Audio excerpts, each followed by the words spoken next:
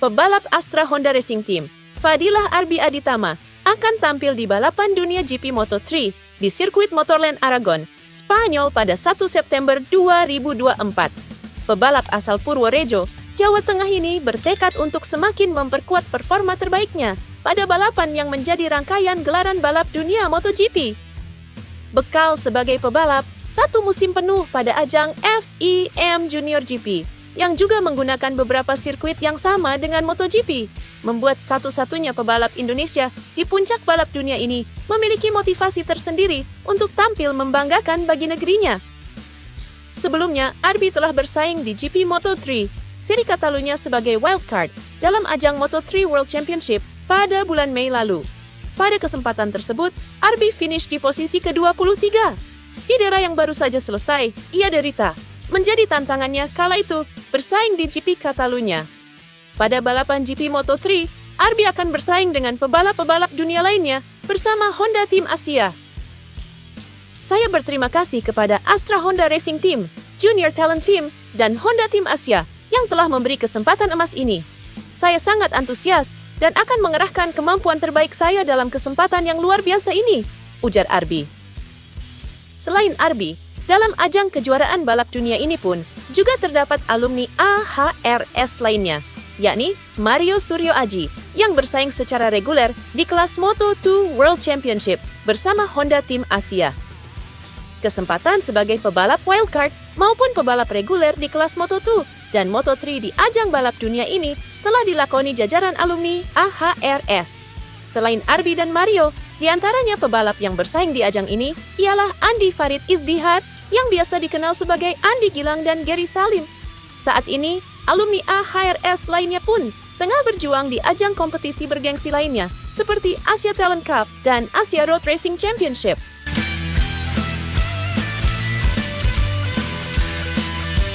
Dorna Sports bersama pihak terkait sedang memikirkan motor pengganti untuk balap Moto3 ke depan.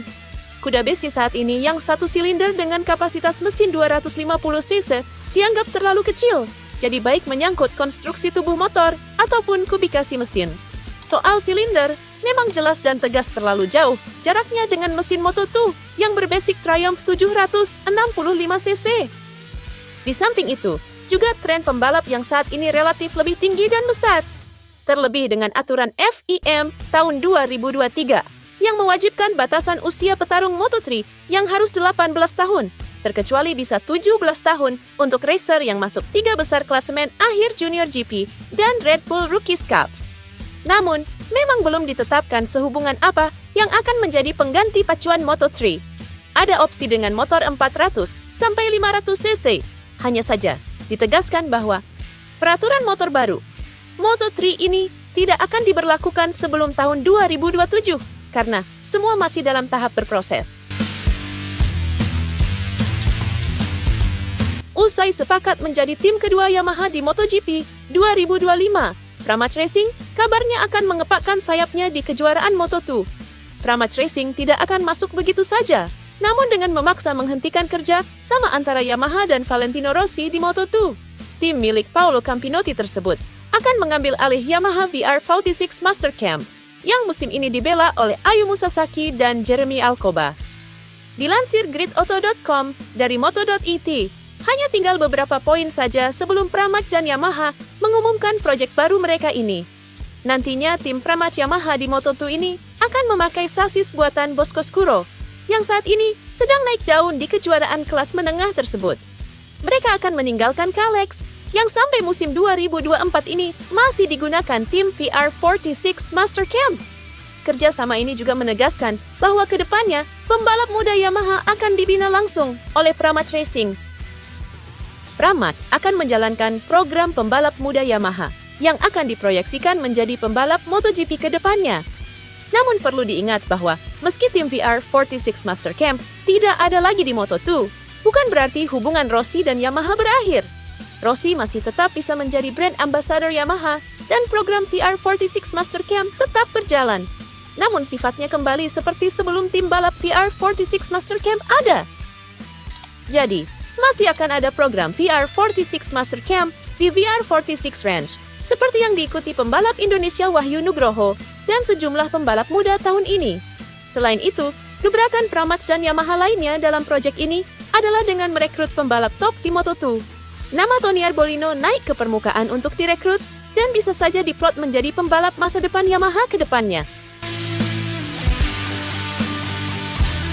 Kendati sudah menggunakan motor Ducati, tim Gresini Racing, Marc Marquez masih menjadi raja crash sementara di MotoGP 2024. Sejauh ini Marc Marquez menduduki peringkat pertama dari jumlah crash sepanjang musim ini dengan 16 kali insiden di semua sesi. Meski masih menyandang status pembalap dengan insiden terbanyak, Marc Marquez tidak mau ambil pusing. Juara dunia 8 kali menegaskan bahwa sebenarnya ia ingin crash lebih sedikit. Tapi ini adalah bagian dari proses adaptasinya dengan Ducati Desmosedici GP. Tentu aku ingin jatuh lebih jarang, tapi jumlah crash ini adalah angka yang pada akhirnya tidak menarik perhatianku. Jelas pembalap asal Spanyol tersebut. Marquez mengungkap bahwa ada dari crash-crash tersebut yang memang terjadi karena kesalahannya. Ada juga beberapa yang tidak dipahaminya karena Marquez merasa tidak melakukan apapun namun tetap crash.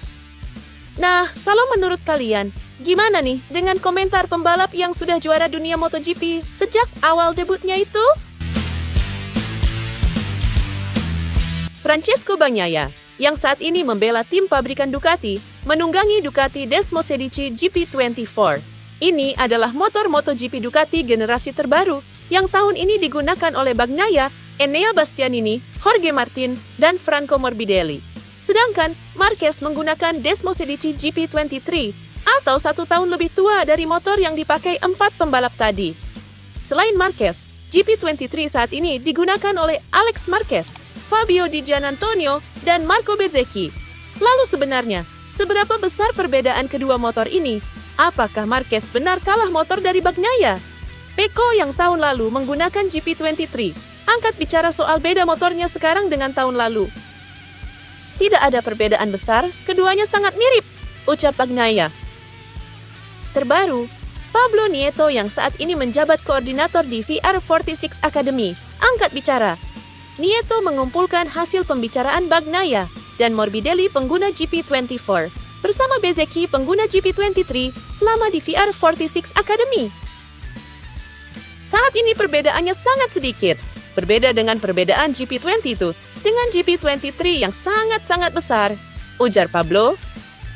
Lebih rinci, ia menuturkan kalau GP24 saat ini menjadi motor yang lebih simpel dengan karakter yang halus saat dikendarai. Sedangkan GP23 memiliki tenaga puncak yang jauh lebih agresif dari mesinnya. Sayang memang, tidak ada data pasti juga yang diberikan. Nieto, apa yang dia katakan adalah murni hasil mendengarkan obrolan antara pengguna GP24 dan GP23. Bos besar KTM, Stefan Pierer, berencana menaikkan jabatan Dani Pedrosa menjadi bos di MotoGP 2025 mendatang.